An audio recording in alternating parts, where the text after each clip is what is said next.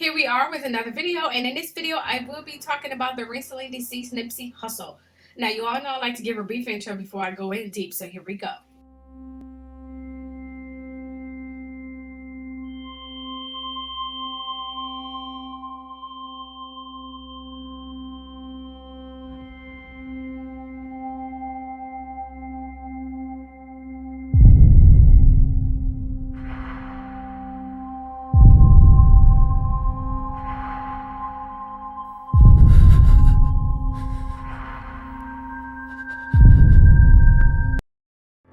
Ermias Aksham, aka Nipsey Hussle, was born on August 15, 1985 in Los Angeles, California, but was raised in the Crenshaw neighborhood of South Los Angeles with his mother.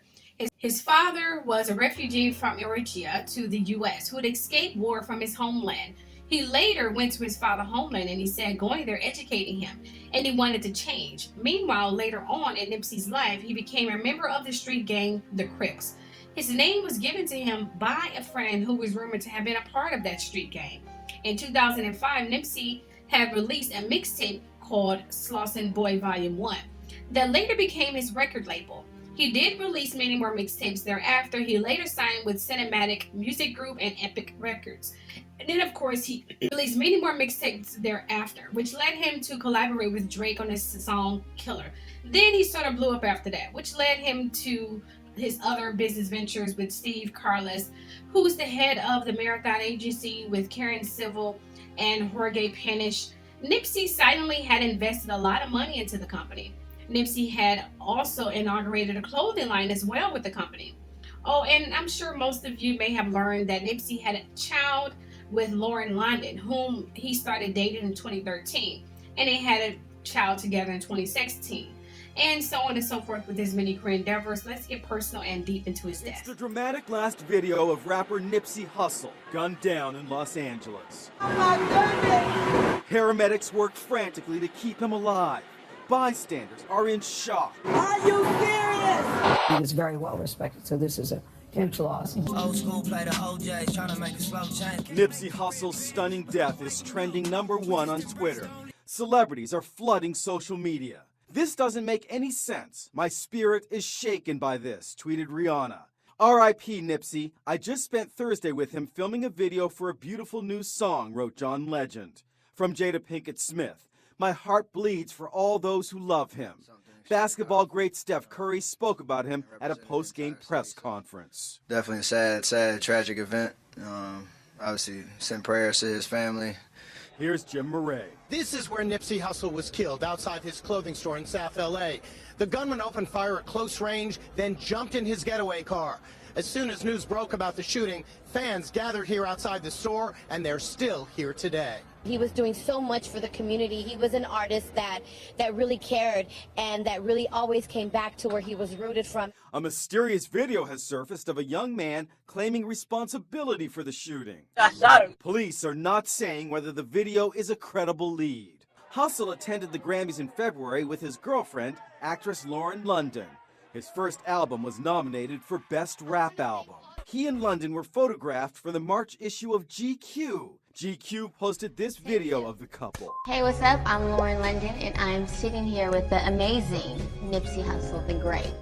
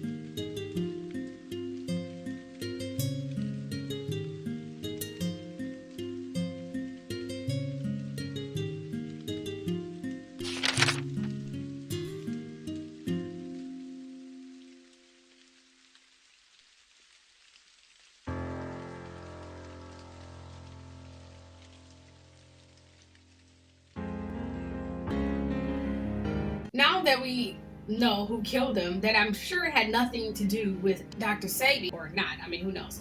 Well, it was told that before Nipsey's death, he revealed that he was making a documentary profiling the life of Dr. Sebi, claimed that he successfully cured AIDS and others.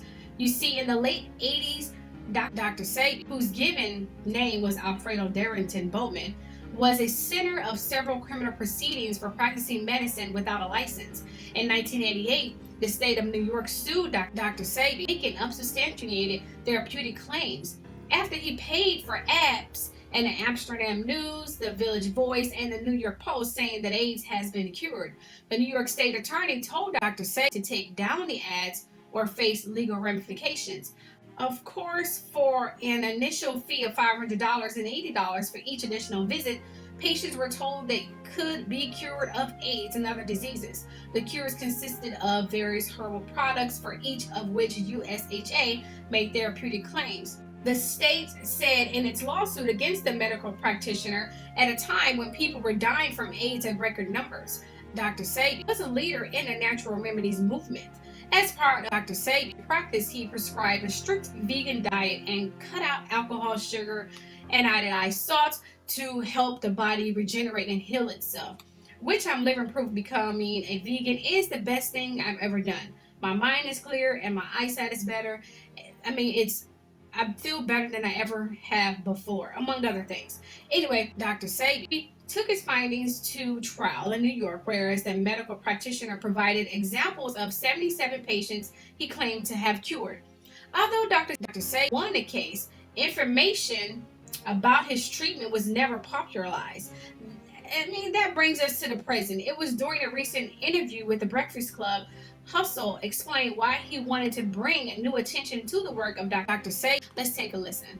There's a lot of little jewels that you're saying, and then that's what I like. Like I said, the medicine really is in the candy, because even when you drop a ball like about Dr. Sebi, yeah, like just that one thing, they killed Dr. Sebi, will make somebody go research who Dr. Sebi is. 100%. Dr. Sebi. I thought it was Sebi. Sebi. Sebi. My bad, I said it wrong. You said Sebi. I'm an LA nigga, man. My lingo a little different. Have you met Dr. Sebi? I never met him. I met his wife, and I take his products for sure. Now, the coolest guy ever. I mean, he was, when we interviewed him, I think he was about 74. Oh, y'all interviewed him? Yeah, interviewed him twice. Damn. Not here, but when I was on the other show. He was able to jump from the floor up here on his knees. At 70-something. On his knees. Yeah. And jump back down and no problems, nothing like that. Why you think they killed him? Why do they kill all holistic doctors? Right. Messing up the medical industry. You short-stopping their grind. Why do niggas get killed for hustling in front of a nigga spot? You short-stopping the grind. And these niggas, they check is billions. You got niggas that get flipped for a couple $100,000. So you playing with some pharmaceutical money, you know? And what's crazy, I'm working on doing a documentary on the trial in 1985 when Dr. Sebi went to trial against New York. Right. Because he put in the newspaper he cured AIDS. Yeah. Did he He beat the case. Yeah. And he went to federal court the next day and beat that case on record. Yep. And nobody talk about it. That's crazy. I'm in the middle of doing this holistic detox right now, day 6 of 14. Yeah, you was telling me. Yeah. So. No food, nothing. And they said it actually can help cure fibroids. It can help you if you are, cancer, any type of heart issues. And it's all natural herbs and all organic and all holistic without actually going to a doctor and getting exactly. Pharmaceuticals. Yeah. How you feel though? You feel the difference? I actually feel pretty good. Do you feel a difference, you think? I do. That's it right. could be also because I've cut a lot of things out and I haven't had any food, nothing solid at all in the past 6 days. But I feel all right, better than I thought. Right. Just to go back to the Dr. Sebi thing real quick, what makes you want to do a documentary? Okay, Get it right, man. What makes you want to do a documentary about Dr. Sebi? I think the story's important. I think it's a powerful narrative. It is. You know what I mean? And I think imagine this. Anybody in this room, if I could say, hey, somebody cured AIDS, y'all be like, yeah, right. And then I could show you an example of him going to trial and proving in a court to a jury that he cured AIDS. Y'all would be interested in that. Absolutely. And y'all would look into the way he did it, right? So I feel like more so than like championing his products or explaining his methodology, put some light on that case. Imagine being able to cure cancer or being able to cure any type of herpes, just all kinds of And that's what he do, by the way. That's what he did. Yeah. He used to send all types of vitamins up to the station. You had herpes? No. I said vitamins to the station. Did you? Now back to the Dr. Sebi. After winning several other cases, he went to treat several other celebrities, including Michael Jackson with his African bioelectric cell food therapy. But that didn't end so well, and he ended up suing Michael for $380,000 for unpaid bills and $600,000 in loss of revenue. Of course, the case was dismissed for lack of prosecution. Then in 2016, Dr. Sebi was arrested several times for money laundering. In the first incident, Dr. Sebi was arrested at the Juan Manuel Galvez de Rotan Airport in Honduras, along with associate Pablo Medina Gamboa. The two were detained while attempting to board a plane with $37,000 in cash. Dr. Sebi was released just to be arrested for a second time by the Public Ministerio, the Honduras equivalent to the FBI, on charges of money laundering. Although Dr. Sebi battling pneumonia, he remained in police custody though. At the age of 82 years old, unfortunately, Dr. Sebi died while in transit to Vicente Diatone Hospital. But what people are questioning is that the second person who died that was also affiliated with Dr. Sebi, Left Eye from TLC, had also died in some kind of accident, but she died in a car accident. I did a video about her. We'll leave the link below, or you can just click it at the end of this video. Anyway, she too was on a renovation and renew of her spirituality and things of that nature. She even invited people with her. She was on a cleansing, especially after the nasty breakup from her ex. But what's weird is the way they both died. They both were targeted and while around people, and always the only one who had died. Well, you know what? Let's compare that.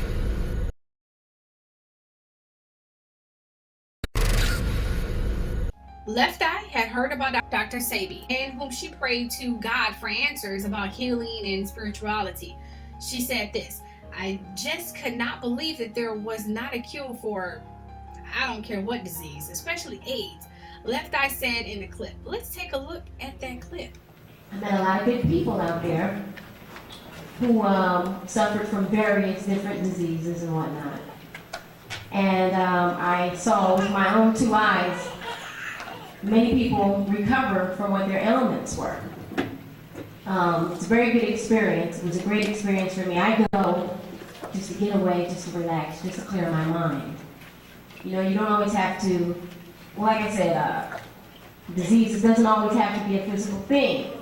You know, I kind of feel like we all sick in some kind of way. You know, whether it be a problem, you know, love life, I don't care what it is.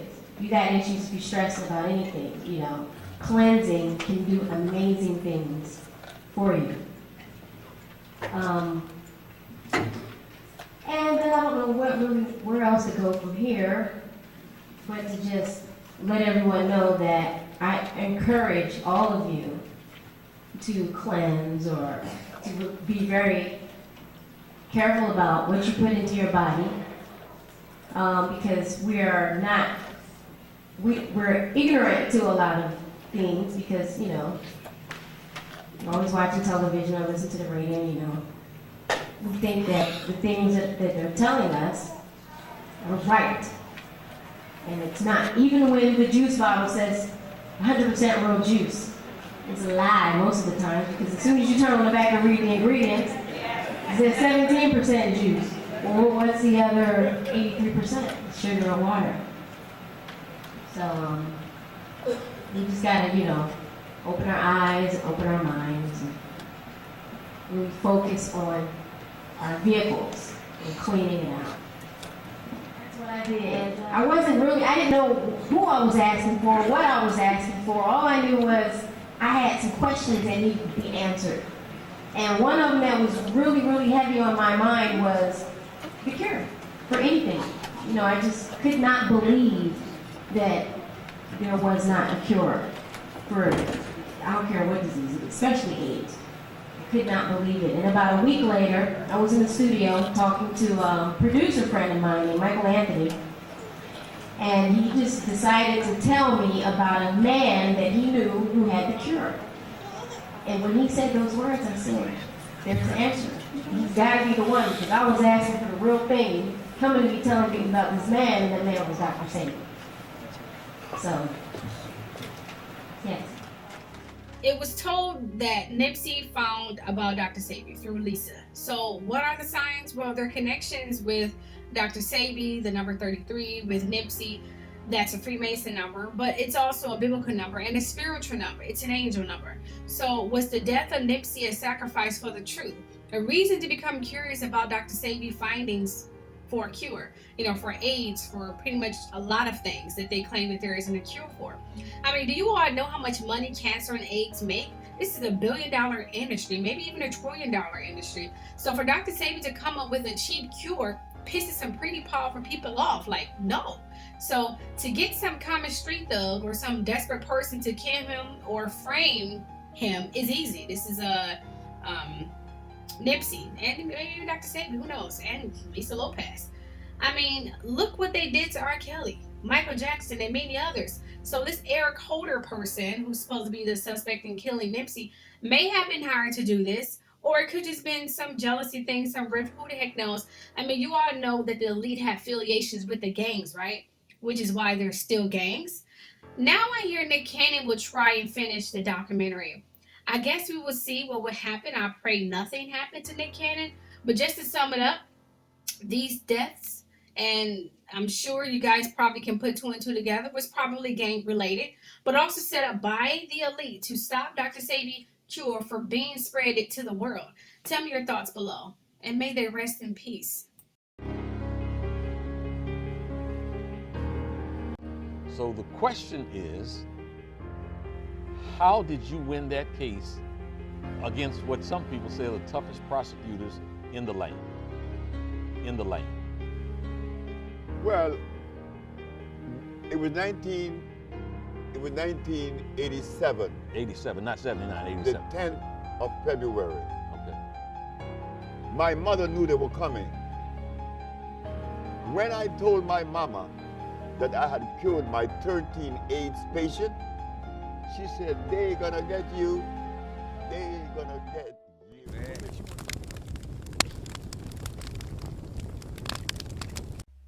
Oh, don't forget to stop and shop in my online merchant store. And also don't forget to subscribe, like, and share. And also don't forget to follow my Instagram, Twitter, and Facebook. I post on them every day. Hope to see you all there. Love you all. Bye.